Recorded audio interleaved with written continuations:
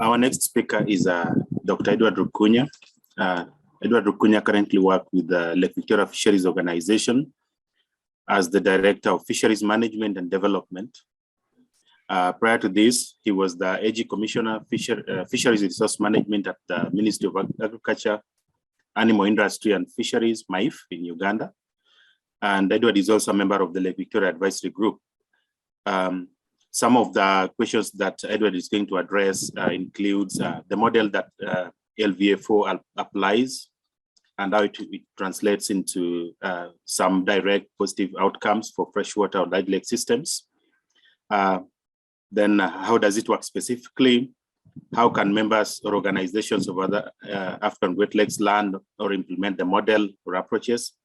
What some of the barriers or problems that they've experienced in the future and in the past, and how they've worked towards addressing some of them. So I take this opportunity to welcome Dr. Rukuunya to proceed with this presentation. Thank you so much. Yeah, thank you. I'm presenting this on behalf of the Lake Victoria Fisheries Organization. Apologies for our Executive Secretary, Dr. Shigara Mahongo, who was supposed to present this, but I'm doing it on the behalf of the organization.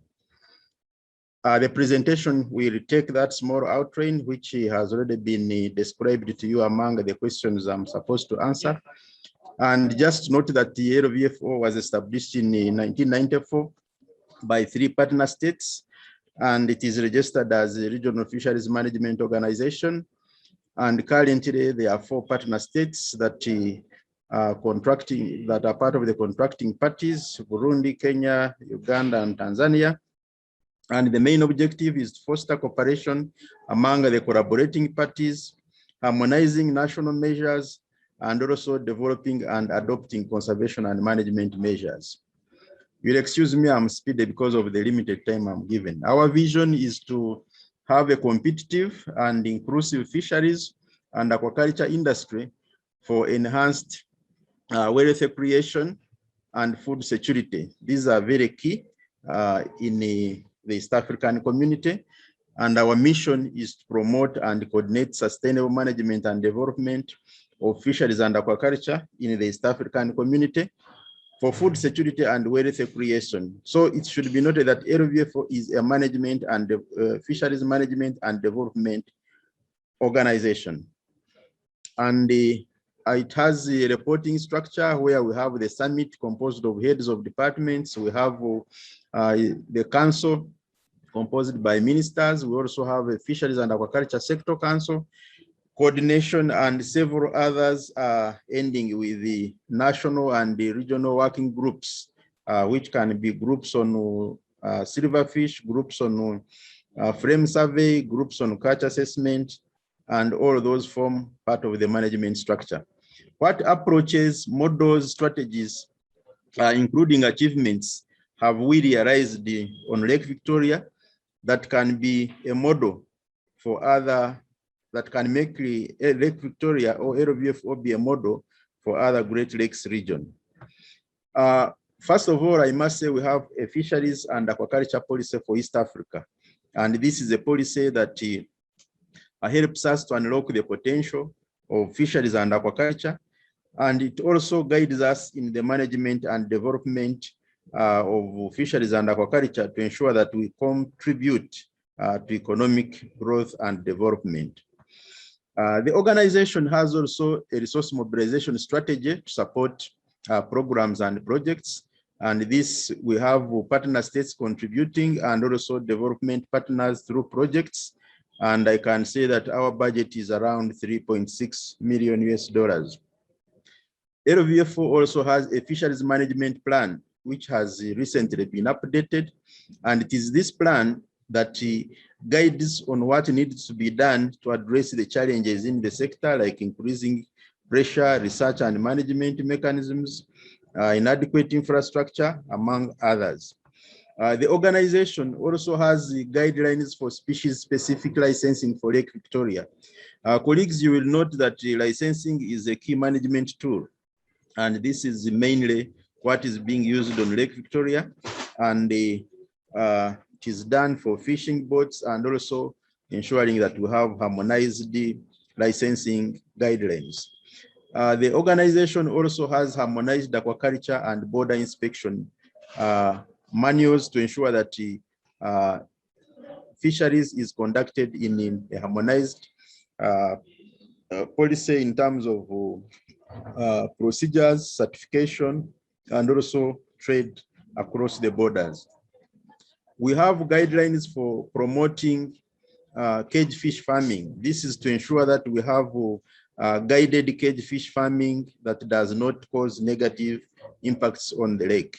We have guidelines for fish trade, and of course, these ones regulate or guide in handling imports and exports of fish and fishery products.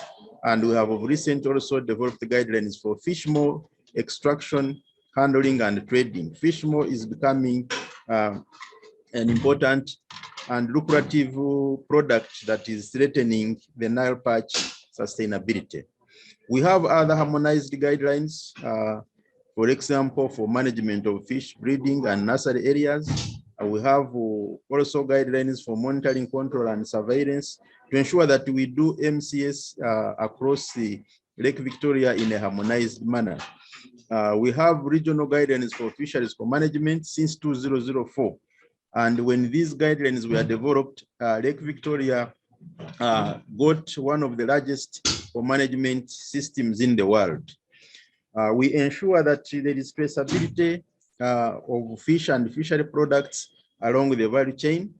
We also have an industry power of about 17 industrial processes that lead to fish exports and making the region realize economic benefits. And we have a value chain approach that is used on all these fish species.